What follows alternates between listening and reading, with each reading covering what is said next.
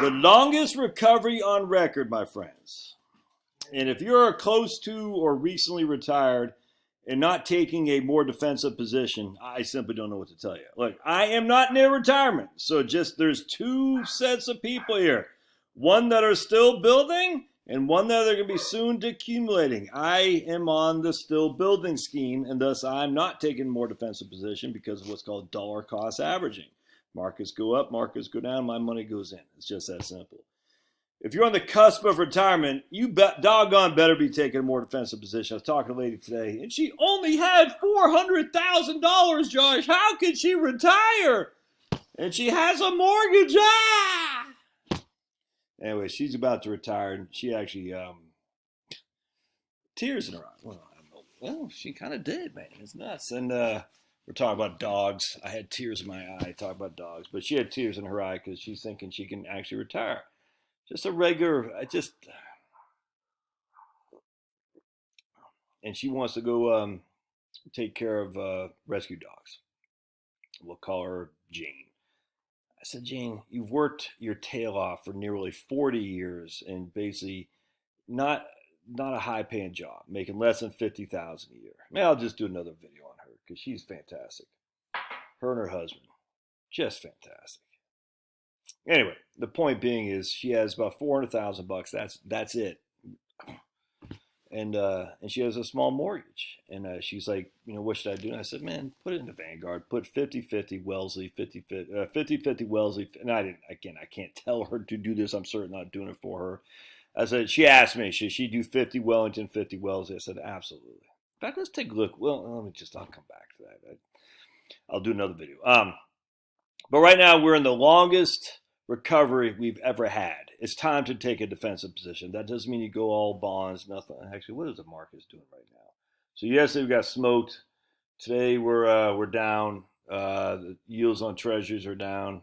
Pretty much everything's down except emerging markets, which isn't up much.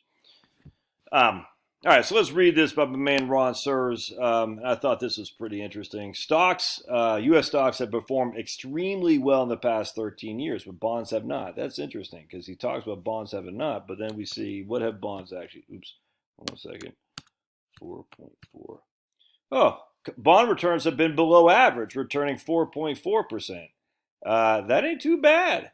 Here's the average 6.6% on bonds since basically whatever that came and see what that says. Was it 1930, I guess? And here's the bonds of the last 4 years, or last 13 years. Well, it's going to be even lower going forward. I mean, that's all there is to it. It's going to be even lower, which is another reason why I believe deflation. How dare you think deflation? In the long term, the bonds are going to be deflationary. I mean, everything's going to be deflationary. And when I mean long term, over the next, 1 to 3 years, no. After that, absolutely. It's just demographics, man. Demographics lead everything. Inflation has cost many governments their government. Just historically, inflation and the price of energy destroy governments. They do what they can to solve that. Unless they have the jackbooted thugs, a la Hugo Chavez, marching down the streets. They're just not going to allow inflation, and they're not going to do it by price controls because that's idiotic. And I think even the Democrats know that's not going to work. What they do is they say we're going to have to open up the pipelines. They're going to have to open up this emergency procedures for that. It's just the way it's got to be, man. I mean, it's kind of like the EU now saying nuclear and natural gas are green. Look, man, this is just common sense. I mean, give me a break. Anyway, so what happens here is inflation is a bugaboo of all governments. Inflation will be short-term lived, 100%, but it's going to be painful because the supply chains, the vax mandates, all that stuff will go away at some point, simply due to the fact that the governments just can't exist with these things. It's just not going to happen.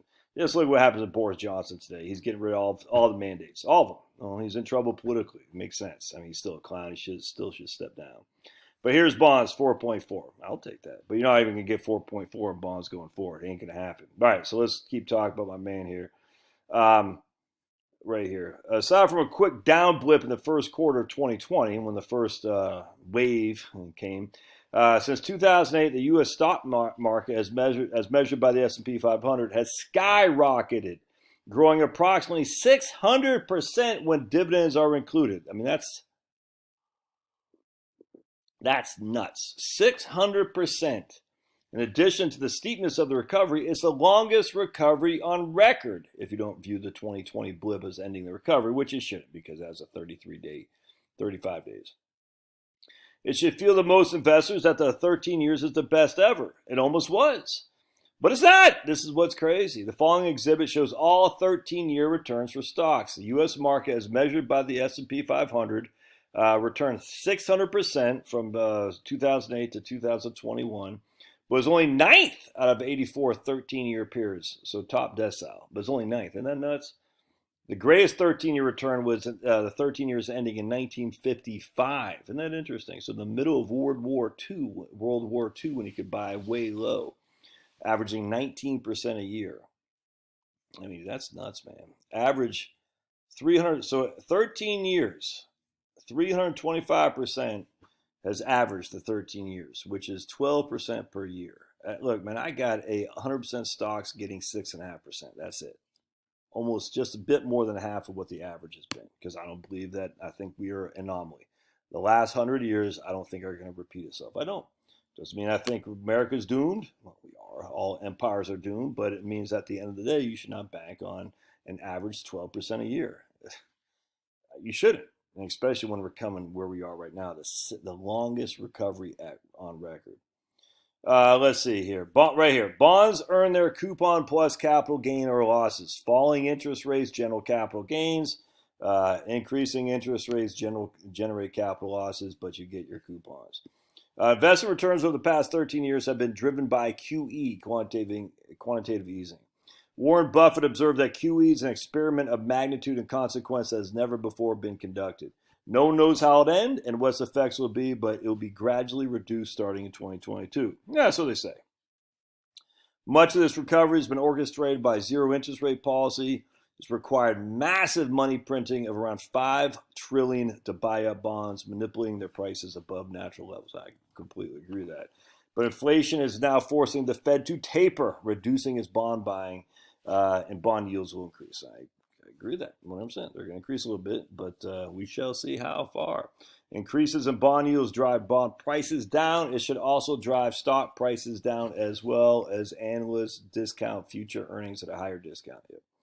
The end of the ZERP is the end of the stock and bond manipulation. As Warren Buffett observed, when the tide goes out, we see who's swimming naked. Without this invisible hand of monetary policy, stock and bond prices will be determined by investors, as was the case before quantitative easing. I don't know about that. We'll see. I mean, at the end of the day, stocks are still making earnings, and that's all that matters for stocks is earnings. Bonds is just coupons. If coupons go up, you're going to be fine. You know what you're going to get. You're not going to make much money, but you're not going to get smoked either. If interest rates do go up, that will affect bond prices in the short term, but certainly going to affect stock prices too in the short term. I've got a little. Get a haircut. Need my wife to cut that hair. Anyway, take a defensive measure, man, if you are about ready to retire. I tell you, man. So I'll do another video on this, but take a defensive measure. All right, we'll see you.